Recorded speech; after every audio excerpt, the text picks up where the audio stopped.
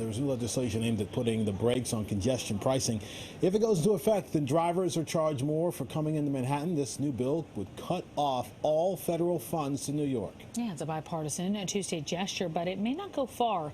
Pix 11's James Ford is live in Midtown to explain. And today, Governor Kathy Hochul recommitted to congestion pricing, meant to reduce this kind of traffic. But two members of Congress from two different parties said not so fast. This is a daily task for some 1 million people in the tri-state who are in about 700,000 vehicles, according to New York City's Department of Transportation. Those folks commute by car, which builds up traffic in the city. New York State and City have planned to implement congestion pricing this year to try and reduce gridlock. The plan would charge motorists anywhere from $5 to $23 for driving below 60th Street.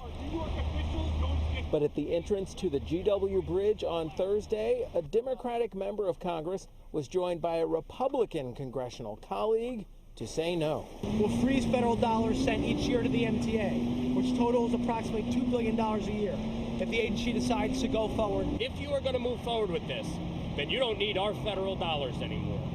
And don't ask for it, because you're not getting one damn cent of it. Their bipartisan bill would end congestion pricing before it starts by threatening to defund the MTA if it goes ahead with the plan.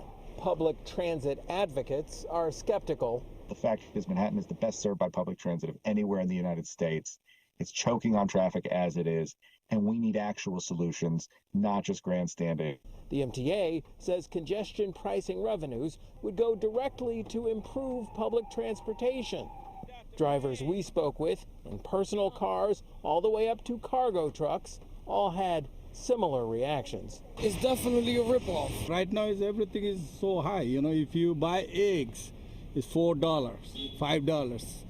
And now you do this, it's very tight for people. But some public transportation riders we met had a different reaction. I think that's a really good idea because I think public transportation needs a lot of hope. But other subway riders weren't so sure. I don't know. I don't think it would necessarily go where they say it's going to go.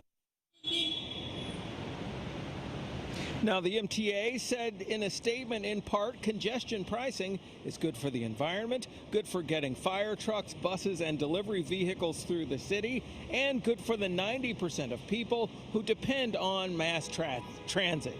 And even if this proposed legislation passes in Congress, which is iffy, it would have to pass the Senate, and the Senate Majority Leader is from New York, Charles Schumer, who supports congestion pricing. Reporting live from Midtown, I'm James Ford, Pix 11 News.